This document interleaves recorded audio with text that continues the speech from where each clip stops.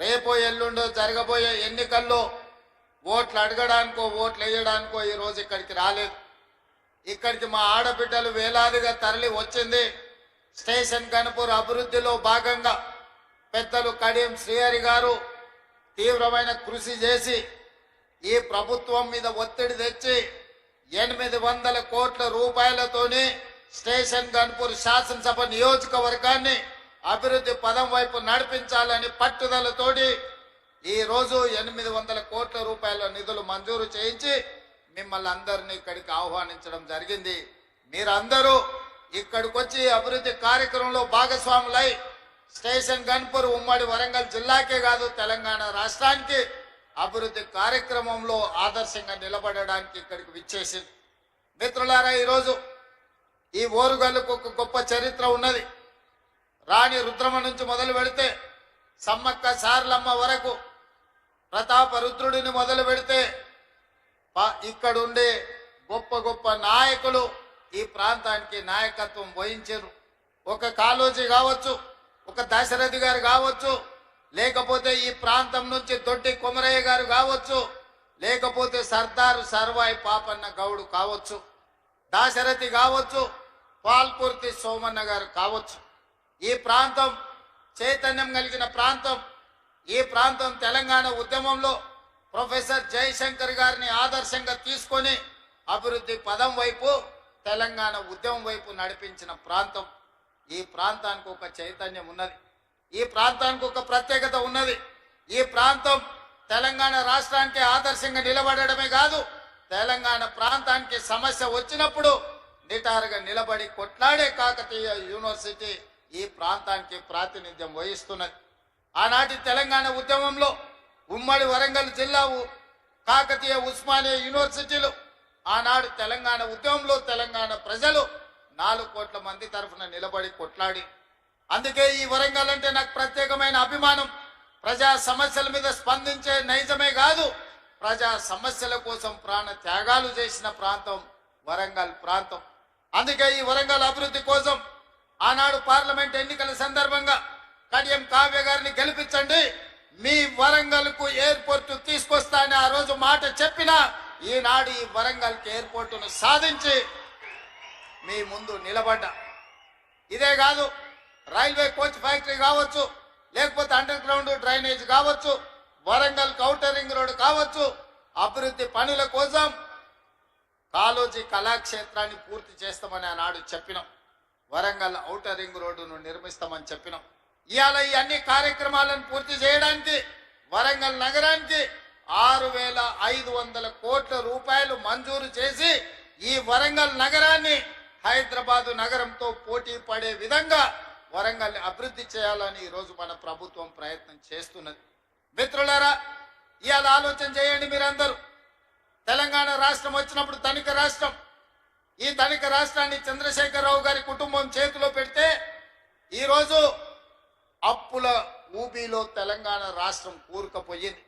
ఆనాడు నెలకు 500 కోట్ల రూపాయలు అసలు మిత్తి కట్టే అప్పు ఉంటే ఈనాడు ప్రతి నెల అసలుకే 6,500 కోట్ల రూపాయలు ప్రతి నెల కట్టాల్సిన పరిస్థితి వచ్చింది. 10 ఏళ్లలో ఈరోజు దాదాపుగా 8 లక్షల కోట్ల రూపాయలు, 7 లక్షల కోట్ల రూపాయలు బ్యాంకుల్లో అప్పు తెస్తే 40,000 కోట్ల రూపాయలు కాంట్రాక్టర్లకు బకాయిలు పెట్టిండు. ఇవాళ సింగరేణికి బకాయిలు పెట్టిండు. విద్యుత్ శాఖ డిపార్ట్మెంట్ కు ఉచిత కరెంటు పేరు మీద రైతులకు ఉచిత కరెంటు ఇచ్చినా అని విద్యుత్ శాఖకు బకాయిలు పెట్టిండు. నిన్నగాక మొన్న బ్యాంకుల్లో తెచ్చిన అప్పులే కాదు, ఆయన పెట్టిపోయిన బకాయిలను లెక్కేస్తే 8,29,000 కోట్ల రూపాయల లెక్క తేలింది. మిత్రులారా, ఈ 8,29,000 కోట్లలో మా నెత్తి మీద కత్తి పెట్టి ఈరోజు బ్యాంకులు వసూళ్లు చేస్తే అసలు మిత్తి 1,53,000 కోట్ల రూపాయలు ఈరోజు బ్యాంకులకు చెల్లించాల్సి వచ్చింది. నిన్న శాసనసభ సాక్షిగా ఈ వివరాలన్నీ నేను చెప్పిన. ఎందుకంటే ఈనాడు మీకు తెలవాలి మన ఆర్థిక పరిస్థితి ఎట్లుందో. మన ఆర్థిక పరిస్థితి తెలిసినప్పుడే మన భవిష్యత్తు ప్రణాళికలను మనం చేసుకోగలుగుతాం. మన భవిష్యత్తు ప్రణాళికలు, సంక్షేమ పథకాలు ఎట్లుండాలి, అభివృద్ధి పథకాలు ఏ విధంగా ముందుకు సాగాలనో మనం ఆలోచన చేసుకోగలుగుతాం. అందుకే మిత్రులారా, ఈరోజు మీ ముందు నిలబడి నేను మాట చెప్పదలుచుకున్నా. ఎన్నికల్లో ఇచ్చిన గ్యారంటీలలో ఆడబిడ్డలకు ఆర్టీసీలో ఉచిత బస్సు ప్రయాణం అని చెప్పినాం. 2 రోజుల్లోనే ఈనాడు 150 కోట్ల మంది ఆడబిడ్డలు ఉచిత బస్సు ప్రయాణం చేసినందుకు ఆర్టీసీకి 5,005 కోట్ల రూపాయలను ఈనాడు రాష్ట్ర ప్రభుత్వం అందించిన మాట వాస్తవం కాదా? ఈ రోజు మా ఆడబిడ్డలు మా అక్కల్ని అడుగుతున్న ఇక్కడ ఉన్న వాళ్ళను, అక్క ఎప్పుడైనా మీరు బస్సు ఎక్కితే ఎవరైనా అనా పైసా అయినా మిమ్మల్ని అడిగినరా అని నేను మా ఆడబిడ్డలు నేను అడగదలుచుకున్నా. ఆయల్ల మీరు అమ్మగారింటికి వెళ్ళాలన్నా, అమ్మవారిని దర్శించుకోవాలన్నా, యాదగిరి గుట్టకు పోవాలన్నా, భద్రాచలంలో రాముల వారిని దర్శించుకోవాలన్నా బస్సు పైసలు ఉండేటివి కావు. ఇంటి ఆయన ఇస్తే ఇచ్చినట్టు, లేకపోతే మీరు ఊరుకున్నట్టే ఉండే. కానీ ఇవాళ ఇంటి ఆయన బాయికాడికి పనికి పోతే మా అక్కలు ఆలయానికి పోయి దర్శనం చేసుకొని ఆయన వచ్చే లోపల మళ్ళీ ఇంటికి వచ్చేటట్టు ఈరోజు బస్సుల్లో ఉచిత ప్రయాణం ఇచ్చిన మాట వాస్తవం కాదా? ఇవాళ నేను అడుగుతున్న మా ఆడబిడ్డల్ని, 200 యూనిట్లు మీ ఇళ్లలో ఉండే కరెంటు ఉచితంగా ఇస్తున్నామా లేదా? ఇవాళ తెలంగాణ రాష్ట్ర ప్రజలకు నేను చెప్పదలుచుకున్నా, 200 యూనిట్లు ఉచిత కరెంటు పేదవాళ్లకు, 50 లక్షల కుటుంబాలకు ఈనాడు తెలంగాణ రాష్ట్ర ప్రభుత్వం పేదవాళ్లకు అందుబాటులోకి తీసుకొచ్చిన మాట వాస్తవం కాదా? ఇవాళ అప్పుల పాలైన తెలంగాణలో 24 గంటలు ఉచిత విద్యుత్తు రైతాంగానికి అందిస్తున్న మాట వాస్తవం కాదా? అదే విధంగా ఆడబిడ్డలకు 500 రూపాయలకే సిలిండర్ ఇస్తున్న మాట వాస్తవం కాదా? ఇవాళ నేను చెప్పదలుచుకున్న తెలంగాణ రైతాంగానికి వేదిక మీద నుంచి 25,35,000 మంది రైతులకు 20,617 కోట్ల రూపాయలు, 2 లక్షల రూపాయల వరకు రైతు రుణమాఫీ చేసి మీ రుణం తీర్చుకుంటామని చెప్పినాం. ఈనాడు మీ రైతు రుణాలను మాఫీ చేసి, ఈ రైతు రుణాల మాఫీ కాదు, ఆనాడు రైతు బంధు ఎన్నికల కోడ్ను అడ్డం పెట్టి కేసీఆర్ ఎగ్గొట్టిపోతే 7,625 కోట్ల రూపాయలు ప్రభుత్వం ఏర్పడిన ఎంబడే రైతు భరోసా పథకం ద్వారా మీ ఖాతాలలో నిధులేసిన మాట వాస్తవం కాదా?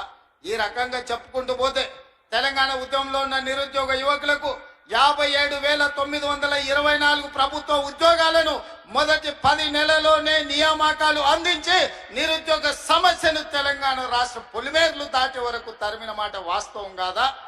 గత 10 రోజుల నుంచి ఈనాడు పాత్రికేయ మిత్రులను నేను అడగదలుచుకున్నా, హైదరాబాద్ లో మీ ఇండ్ల పట్టాలకు భూములు ఇస్తే 10 ఏళ్ళ పట్టాల సర్టిఫికెట్లు మీకు చంద్రశేఖరరావు ఇయ్యలే. నేను వచ్చిన తర్వాత మీ కుటుంబాలను పిలిచి రవీంద్ర భారతిలో భోజనం పెట్టి మీ జర్నలిస్టులకు ఇండ్ల పట్టాలు నేను ఇచ్చిన మాట వాస్తవం కాదా? 10 ఏళ్ళు చంద్రశేఖరరావు మీకు అన్యాయం చేస్తే మీకు ఇండ్ల పట్టాలు ఇచ్చింది ఈ ప్రభుత్వం కాదా అని నేను అడుగుతున్నా. ఇవాళ గ్రూప్ 1 పరీక్షలు, గ్రూప్ 2 పరీక్షలు, గ్రూప్ 3 పరీక్షలు, ఇవాళ మీ ఉద్యోగాల కోసం ఈ రోజు పరీక్ష ఫలితాలను ఇచ్చి ఈ రోజు మిమ్మల్ని ఆదుకునే ప్రయత్నం చేస్తున్నాం కదా. అందుకే ఒక్క నిమిషం ఉండండి, చూసిన దించండి. అందుకే ఈరోజు